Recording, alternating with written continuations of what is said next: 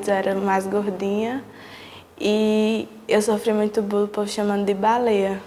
E isso me doía muito, chorava muito por conta disso. Eu nunca cheguei a contar para meus pais. Tudo que eu passei na escola, eu nunca fui uma pessoa de chegar e contar para meus pais. E por que você não contou? Porque eu sou mais fechada, eu me sinto insegura. E eu tenho medo de eu contar e eles só saberem me julgar. Dizer que é coisa da minha cabeça. Eu estava com uns 4 dias que eu não aguentava mais ver aquela situação. Aí eu pedi força a Deus e pedi orientação, né? Aí chegou no 5º dia, eu amanheci decidida a ir ao postinho de saúde. Procurei a enfermeira, aí cheguei lá e pedi que, por amor de Deus, me encaminhasse para uma psicóloga, psiquiatra, seja o que fosse, mas que eu queria tirar minha filha daquele quarto. E ela estava uns 5 dias, estava completando 5 dias, ela estava dentro de um quarto sem comer, sem tomar banho, sem falar com ninguém.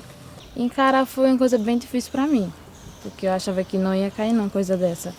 E foi daí em diante que os dias foram se passando, as consultas também, e eu fui caindo na ficha de que eu tive realmente a bendita depressão, que eu não queria ter um dia, né? A gente nunca sabe.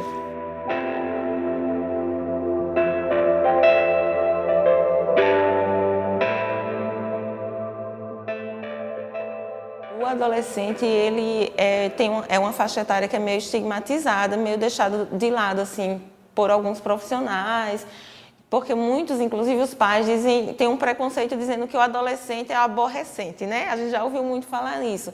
E que eles fazem isso somente para chamar a atenção. Então, a gente da psicologia entende que se um jovem quer chamar a atenção se automutilando, tentando tirar a sua vida, é porque algo não está legal. Ele está precisando realmente de atenção. Quando o NAS foi criado para dar suporte à estratégia da saúde da família, a gente observa que tem que ter inovação, né?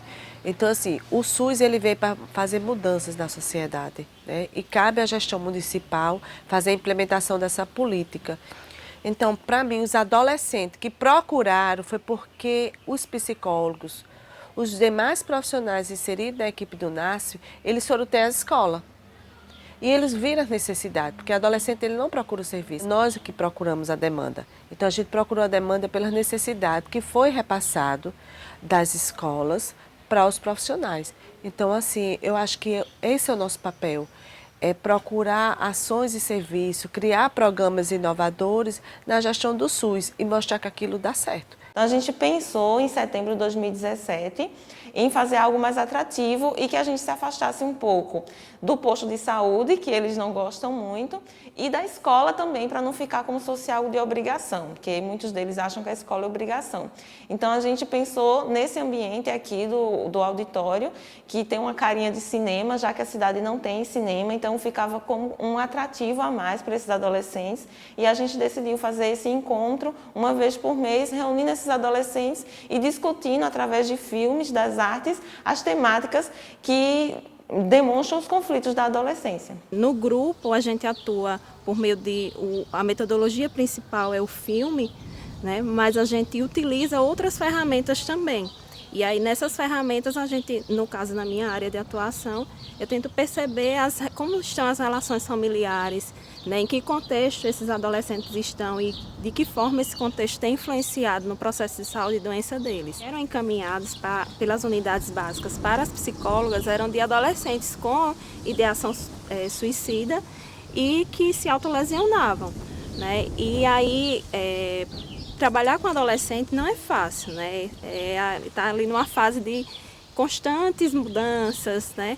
E a gente procurou uma forma que chamasse a atenção desses adolescentes, que aliasse conhecimento, que aliasse cultura, né? E nada melhor do que um filme, o cinema para isso. Eu choro por um momento que eu passei, sabe? Eu choro, eu rio ao mesmo tempo e fico muito feliz. Quando eu encontro Cícera, eu sempre falo com o meu outro menino, Cícera foi uma pessoa que Deus enviou naquele momento, naquela hora, porque se eu tivesse esperado por 6º dia, eu acho que eu não estava aqui contando essa história, eu não estava. Porque naquele momento a minha filha estava decidida a não viver mais, só que eu digo, não é hora. Eu sou mãe, eu gerei, foi 9 meses, eu não vou deixar isso acabar, eu vou atrás de... Deus me enviou uma pessoa e eu vou atrás. Eu me sinto bem melhor, porque aqui é um lugar, quando eu venho, eu posso me sentir confiável, eu conto as coisas e em casa eu não consigo conversar com minha mãe, com ninguém. Assim, às vezes eu falo com Cícera pelo WhatsApp, às vezes quando eu falto também eu fico triste por não ter vindo, porque eu me sinto bem melhor quando eu venho, porque eu me sinto acolhida. Antes eu era muito depressiva, eu não gostava muito de sair, hoje eu já me sinto bem melhor, consigo conversar com todo mundo, consigo sair. Consigo fazer várias coisas no meu dia, coisas que antes eu não fazia. Diante de um contexto de tanta precarização, né, de escateamento dos serviços públicos, é claro que a gente ainda tem muito a fazer, né, mas a gente está aqui mostrando que a gente é o SUS que está dando certo, né, que diante de tantos desafios a gente tem aqui conseguido desenvolver um trabalho de qualidade, né, com alguns desafios, é claro, mas tem conseguido desenvolver um trabalho de qualidade e propondo a melhoria da qualidade de vida, né? Seria muito bom que a gente pudesse trabalhar esses adolescentes antes deles chegarem com essas demandas para a gente, porque isso sim é atenção básica, é prevenção. A gente já está tendo esse olhar para esses adolescentes, já é algo muito positivo. E aí ter esse olhar de forma diferente também é algo que tem dado certo. Teve uma mãe que disse assim, hoje eu e a minha filha nós somos mãe e filha, que antes a gente era duas estranhas dentro de casa. E depois das orientações a gente consegue conviver com harmonia, com amor, se abraçar, dizer eu te amo uma para outra. Então assim, é um trabalho de formiguinha. Eu acho que é de formiguinha porque a quantidade de jovens que tem no município, o que a gente escuta, o que a gente recebe de encaminhamento, a gente não consegue abranger todos, né? Mas a gente sabe que o que a gente consegue está tendo importância, está tendo impacto. Eles nos ensinam que vale a pena a gente trabalhar, que vale a pena a gente dar o nosso melhor para fazer uma diferença na vida desses jovens.